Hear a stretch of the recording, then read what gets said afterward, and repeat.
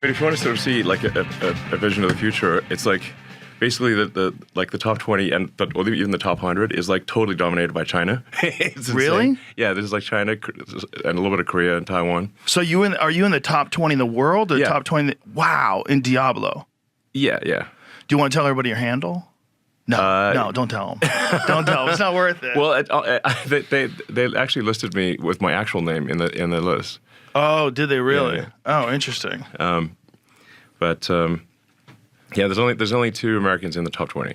The rest, almost everyone is from Asia. Otherwise, we were talking about something that I think is a really good, because people always think that video games are frivolous. But what you were saying, I think that's really important, is it's so difficult that it requires you to only think about that, and it can like relieve stress. Yeah, it can take out the rest of the world because it's so hard. Yeah, you can only think about that.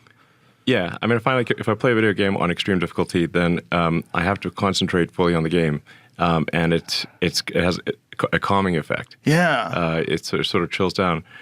I mean, you mentioned, I think, and many people, like, if you play martial arts or you play pool, like something that forces you. It's like, I think anything that forces you to concentrate fully actually has a calming effect. I find it just sort of like.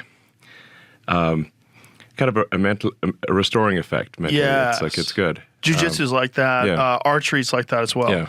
Like when you're shooting a bow, you have to. There's so many moving things, and you have to think only of it, and it cleans the mind. It cleans the mind. Yeah, exactly. I was reading this study about surgeons, where they found that surgeons who regularly play video games make less errors.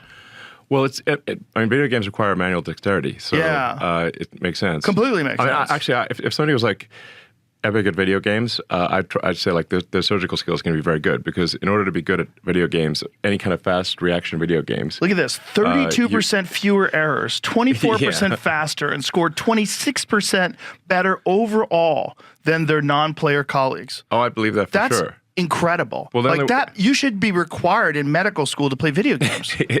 Don't you think? If somebody's like a top-ranked video game player and they say they're a surgeon, I'd be like +1, +2 type of thing. Oh, top rank for sure. Well, but this isn't even top rank. This is just people who play. Well, your manual dexterity has to be extremely high. Yes. So you're looking at things on a screen. You're reacting, and sometimes you got like 10 milliseconds to react. Yes.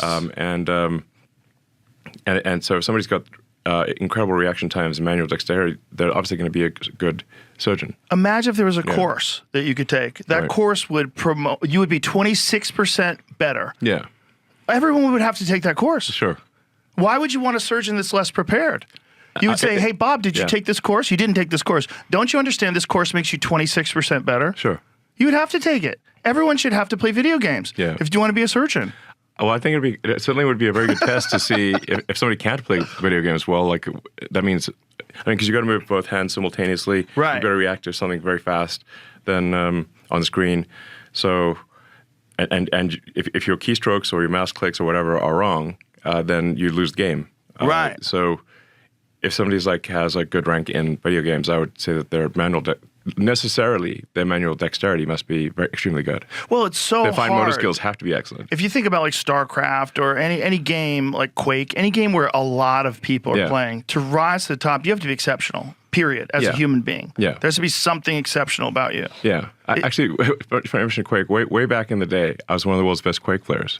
I know we talked about this. Yeah. I loved Quake. Yeah. I mean, my final semester in college, I probably put more time into Quake than all my college classes. When I was on news radio, all of the writers were super nerds. They were very, very fun guys, and they had a LAN set up at the studio where they all played Quake. I had never played video games, and I would go in with the writers and just kind of hang out with them. We'd get silly, and then we would all start playing video games and playing Quake against each other, and I got addicted, like hardcore. Like I got a T1 line installed in my house.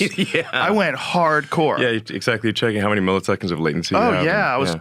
I was fully addicted. I was making my own computers. I was going to Fry's Hardware and buying motherboards and putting everything together. And, it was too much of a time suck, though. Yep. I'm an obsessive person. I can't get involved. Like, I can't play golf.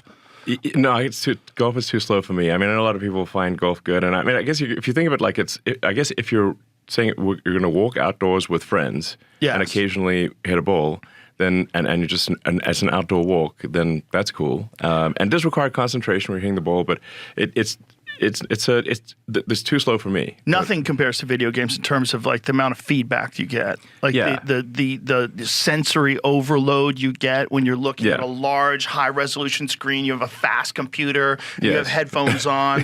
That you're hearing sounds from here and sounds behind you, and rockets are flying by you. And there's nothing like that. Yeah. But I think golf still is like Jamie will tell you. Jamie's an addict. He's a golf nut.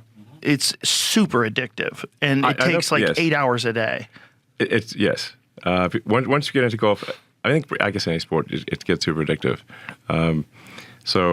But for me, the intensity of video games is hard to beat.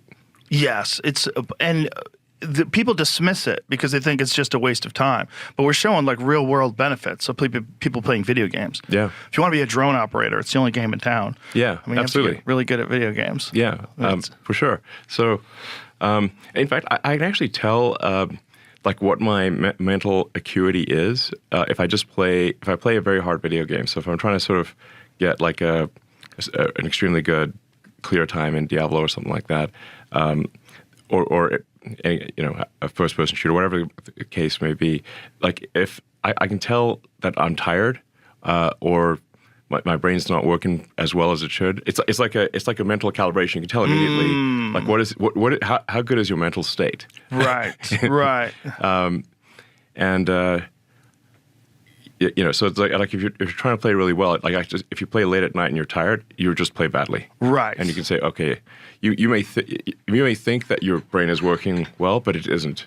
Because you play the video game and you're like, you suck. So, okay. Yeah, you're putting it under stress. Yeah. You're really stress testing it. You stress test it, and because like sometimes like, oh, I think I'm fine, but then you play the game like, okay, I'm not. I'm like 10% below what I should be.